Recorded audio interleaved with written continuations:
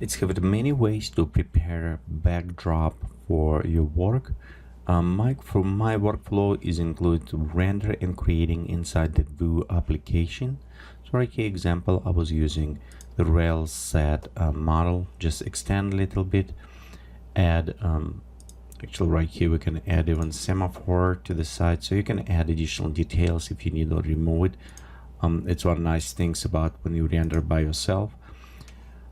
Also created some mountains, leave it on a backdrop, create some light position, so kind of matching in some ways to render in CG your backdrops, give you a little bit more flexibility because I can see what is model will look in the best matching for the horizontal line, which is very important in this case, and matching some light or select it and create the theme.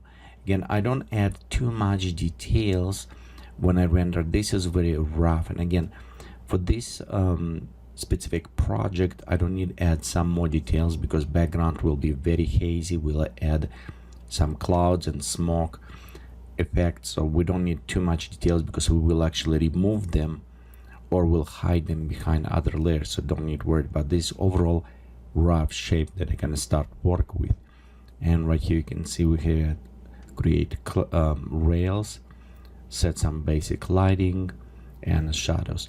Also important when I'm I render usually on a higher quality final or above the superior, and set your resolution depend what you need. For this project, this resolution will work okay. Usually I can go very higher, maybe about like 10,000 pixels by some, and 300 dpi, so very high resolution can be, but again for this project will work okay, just good. If you don't have that ability or you don't know how to work with 3D applications, you can always check my tutorials at geekatplay.com. We're going step by step how to use this application, and lighter versions of the Vue, they're actually free, so you can download it from Cornucopia 3D and just use it for your purposes, or you always can use it some photography for your project. This render backdrops also included with a preset of tutorials, so if you need it you can use those backdrops from the purchase tutorials bonus pack. Okay, so right here render is completed. I want to be sure when I save as PSD or and HDRI. Okay, the reason why save with the PSD, it is so we can reuse the alpha mask, but also save with HDRI because many times I find a lot of shadows still be there. So the one of the best way I'm using Photomatix Pro, I will take my CG render and go use a tone mapping to bring more of those details out, and after I combine both of them to actually work together, my PSD and HDRI processing. So right here is my goal to bring some of those shadows and details in. I don't worry about some lights that I know I will probably replace sun, so for me these details, it's what important. And right here we can work with some illumination, some details like right here. See, this is way better details come that you can see in the original render. So this is details, it's what I want to bring in. Don't worry about some of them look very artificial, but we'll cover this in other ones. Again, this is our made, but ground have nice details, and look on the mountains, something green starts popping up. Of course, right here, and many times when you start working with you'll find right we have a hosting going around, so we'll need to rework some of the highlights, some removing string on this.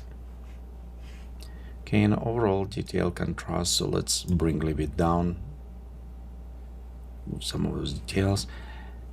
Overall this is very subjective. How I say, you can go mostly, I only worried about some of these details that I want to see on the ground, some texture pop up. This is my main goal, to bring more in HDRI some of these properties.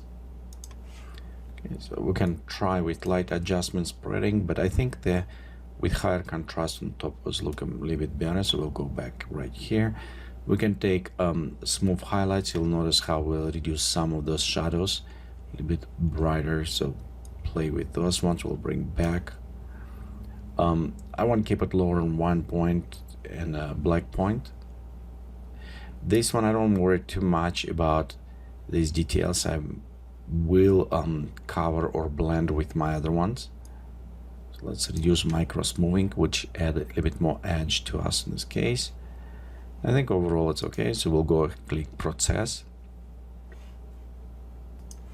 Okay, so after processing, we're open. You can see it's look kind of high details, nicely come. I will add a little bit more S curve to this, kind of, so bring a little bit more highlights, and I'll take sharpness and pop up about the middle, increasing. Again, this is a little bit over sharpened, but I know I will work and I will blur out, so I want to preserve some of this, add more details. So let's go click done, and we'll just go save the image, and it's saved as TFF image for me. So next I will go inside the Photoshop and can start work on blending those two backdrops together.